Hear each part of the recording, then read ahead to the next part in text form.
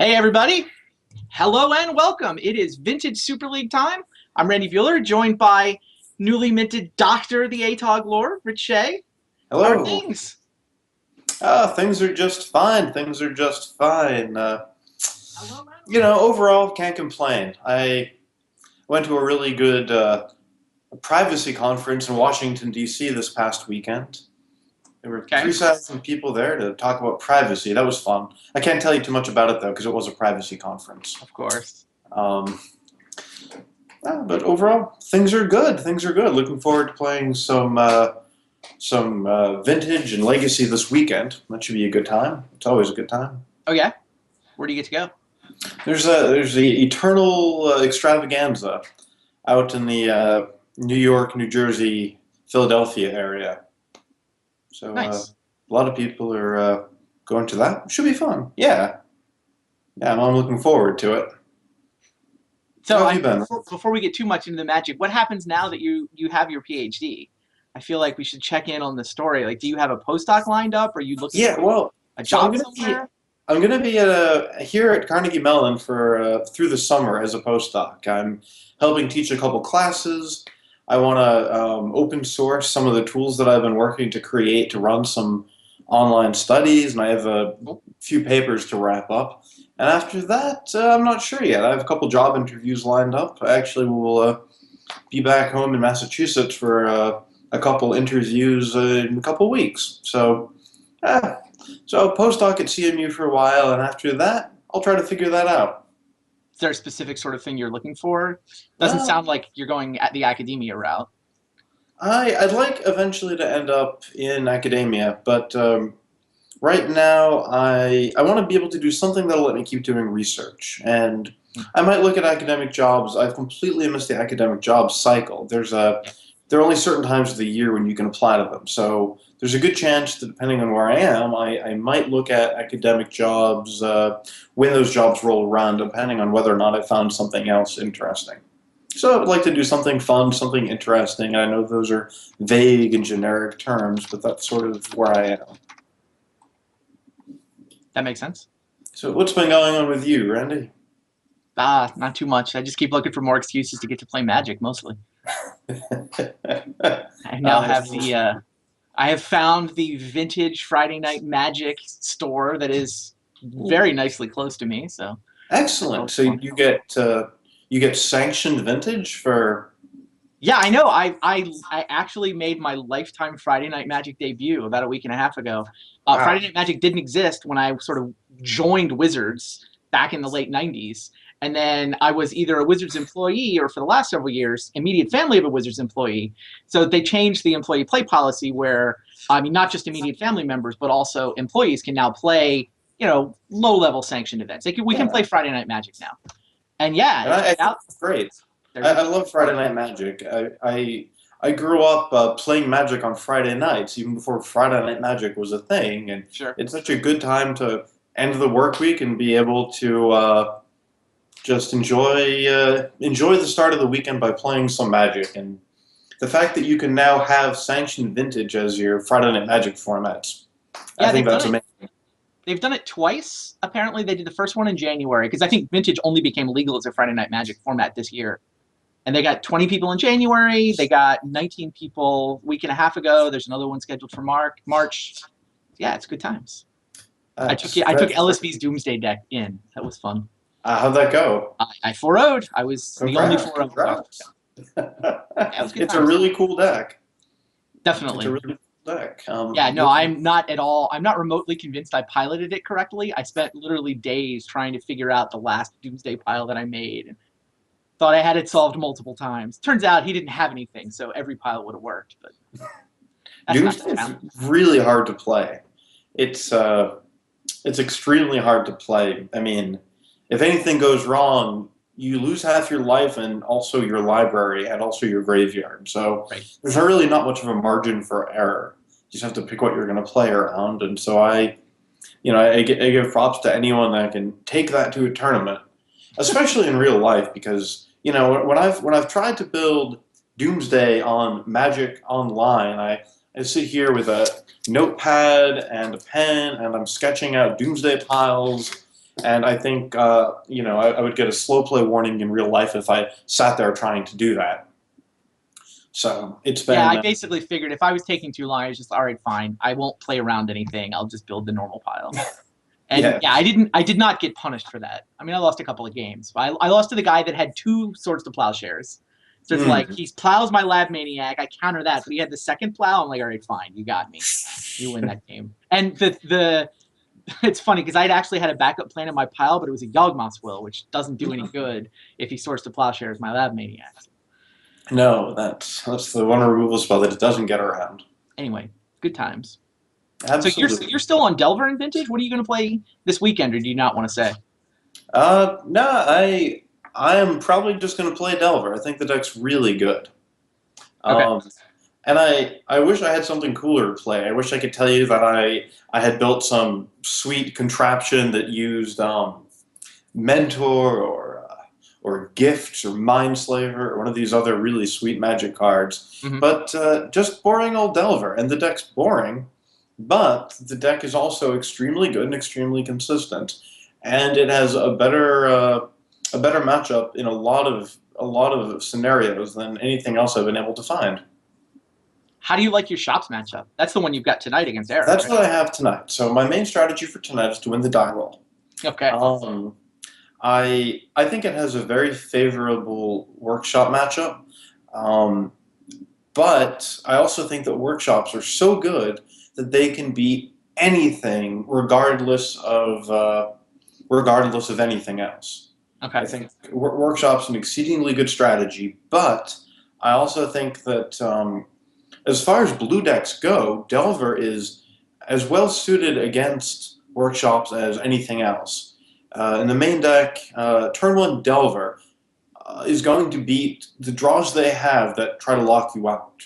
They can race it, and they can get threats on the board and win that way, but they no longer can just constrain your mana because you have a 7-turn clock.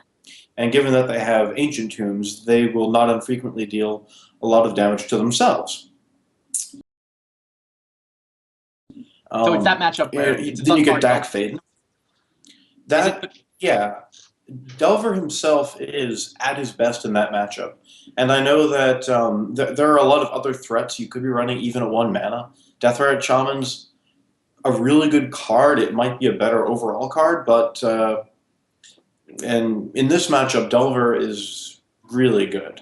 And then after boarding, you get 6 additional removal spells, and you get Dak Fade. And Dak Fade in the workshop match serves a role not unlike what Tinker does in the Blue Mirror, which is be a 3 mana 1-card game-ending threat. So being able to use all that removal is extremely powerful. Now, the things that can go wrong, game 1, you can get locked out, and Chalice of the Void is the scariest thing that can happen to you.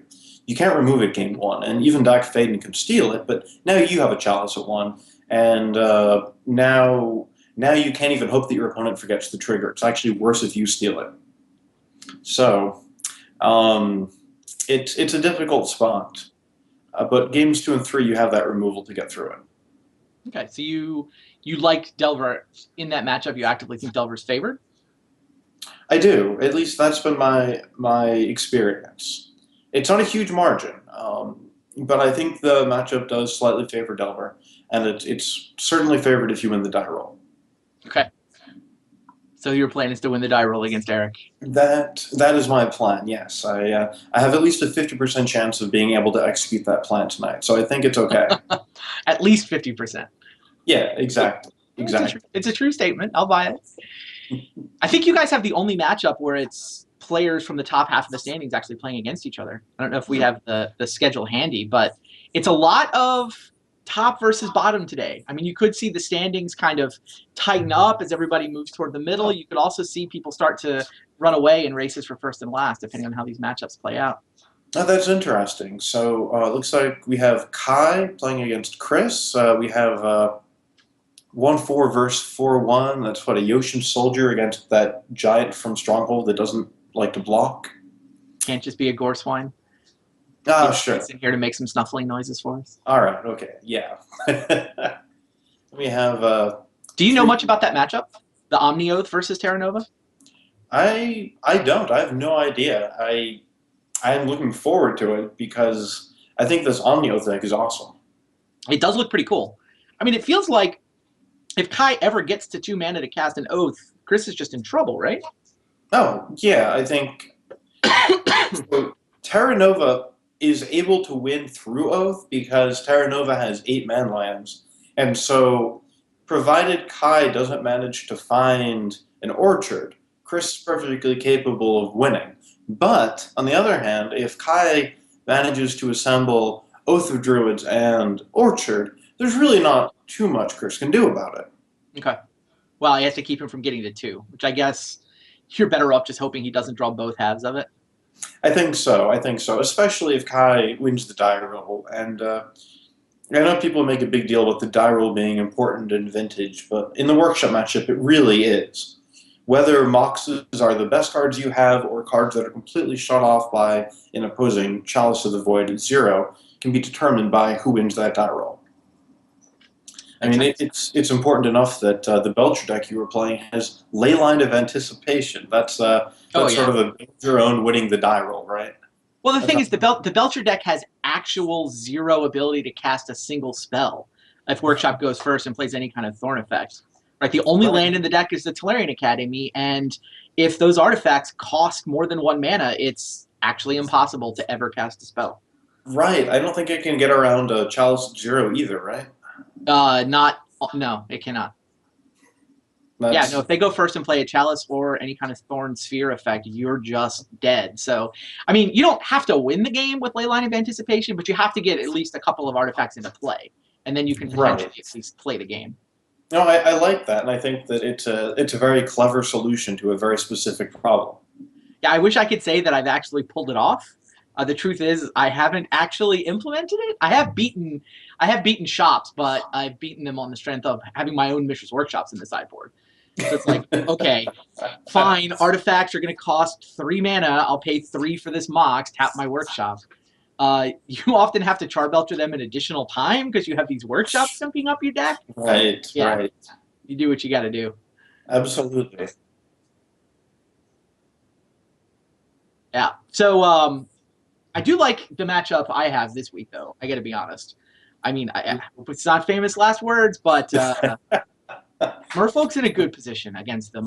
You went back to the well. You went back to Merfolk, and I can't criticize the choice to go back to an old favorite since I've only played 2 different decks the entire 2 seasons of the Vintage Super League, so I'm not here to question that. You've actually had more deck diversity than I have. I mean, my season last year was 2-1 with Merfolk, disastrous 0-3 with a Burning Oath deck, and then 2-1 with Merfolk. Mm-hmm. So I've actually, I mean, I went 2-1 with the deck, and I just looked at the land counts that people are running. Do you know how many mana sources Bob Maher has in that Mentor deck? I don't. How many does he have? 18? 22 total. 22 total. Okay. 22 total. It's like 8 artifacts and 14 lands. That's it. It's tiny, and he's relying on 3 mana spells when he's got 22 total mana sources.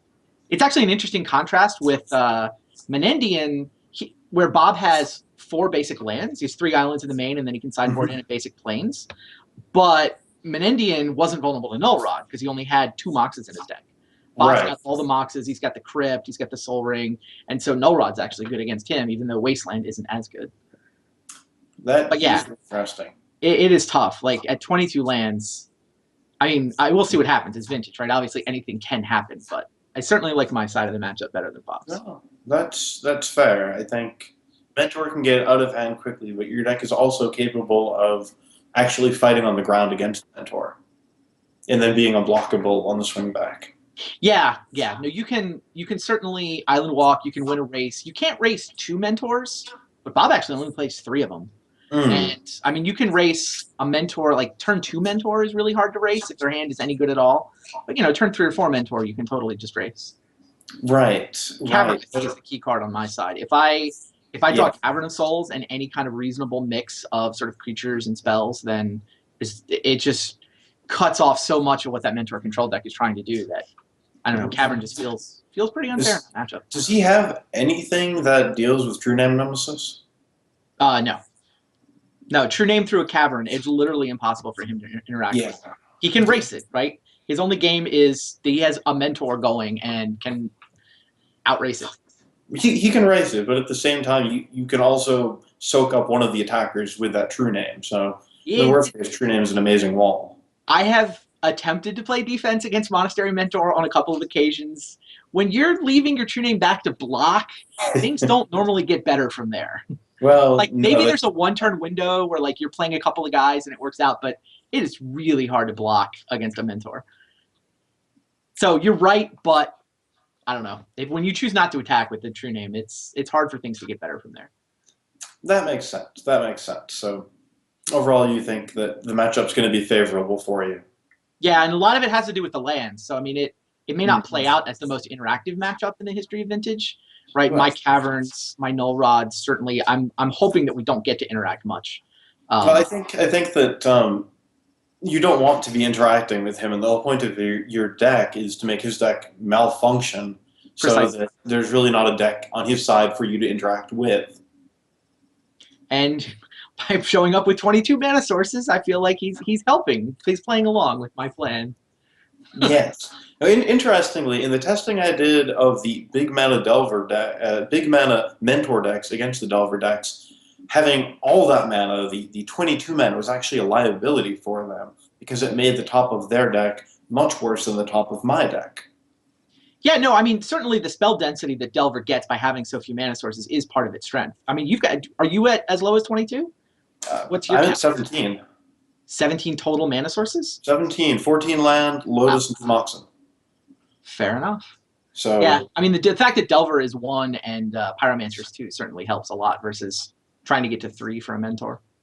it is. The 3 mana on Mentor is pretty big, and I'm willing to pay 3 mana for Dak Faden, but that's because Dak Faden, in addition to being a looter, is also usually a 1 card combo against workshop decks, and also answers a Tinker into a Blightsteel, and also breaks up Vault Key, and also steals a Mox. I mean, I think last week stealing a Mox took a lot of possible plays offline. So sometimes he's a 3 mana steal artifact, and that's often good enough. Yup. So we talked about your match against Eric. Match number Mhm. 4 is Luis and David. So the second copy of the Omni Oath we've got running around, and Luis sitting at the top of the standings, near the top anyway, at 4-1, Right. versus David on 1-4. Yeah, I'm interested to see what's going to happen with that. I think that Omni Oath deck is really cool because it has a lot of threat density and it attacks you from a lot of angles, right? I mean, you can have Grafdigger's Cage and that's well and good, but that doesn't really stop show and tell. And even Containment Priest, who can stop show and tell for a giant monster, well, she doesn't really stop showing you Omniscience, and then Emrakul can just arrive off Omniscience, and you're actually casting him from your hand, just like Richard Garfield intended. And the Containment Priest is okay with this. So it's hard to control that strategy. It's hard to stop all the angles that it attacks you from. Yeah, and I mean, Luis, I feel like it doesn't matter what kind of crazy pile of cards he's got in front of him. Luis always seems like he's unstoppable somehow. Hmm. I don't know. Like I said, it's another one of these matches where it's the top versus the bottom, and he can pull away or he can slide back toward the pack. Right, right. Various, So various I'm different. certainly looking forward to seeing that. And then Tom Martell versus Steve Menendian is the fifth match we've got lined up. So Yeah. Martell, currently the only guy without a win yet, and with a gifts deck that I don't know, he doesn't seem to be in love with now that he's played it a couple of weeks. Um. Yeah. I've been saying for a while that I really wish someone in this league would just go ahead and break gifts ungiven. He It's such a tried. cool card. I know. I tried too. Believe Yeah. me, I tried. I really wanted to arrive here with a sweet gifts ungiven deck so that we could relive the powerful days of 2004 and be doing really cool things. And unfortunately, I wasn't able to make that happen, and I'm afraid that Tom might not have been able to make that happen either. Yeah. I think though the Menendian matchup is actually a decent one, I think, for him, for Gifts. I mean, in that Steve can't punish him too quickly. I mean, especially, I mean, it's Delver, so I mean, it can come out pretty quickly, and obviously the threats are cheap. But Tom should get at least enough turns to set up shop potentially. I think so. So Steve is not playing Delver, the card itself. Oh, He's playing the Mentor, of course. and he does have the Delver mana base, and he does Right. have the Delver control suite. But the problem is that Gift is eventually going to win the game, and you have to kill them before they win the game. And it's an interesting trade-off between Mentor and the Delver cards. The Delver cards you can plunk onto the table and then sit back and play a control game and ride them to victory. Mentor is not as good at that because short of something like a Black Lotus, you actually don't really get a Mentor right away. And in Steve's list, he only has 2 or 3 Moxen and no Mana Crypt, no Soul Ring. So he's only able to get that Mentor out there, having established control, and not just having established control at the point where he's not dead, but having established control at the point where he can tap out to cast that Mentor. So, all right. Well, we'll see how that one plays out when we get toward the end of the night. Sounds like you and I have a similar take on that, that Tom's at least got a game. But for now, Kai Buddha and Chris Pakula.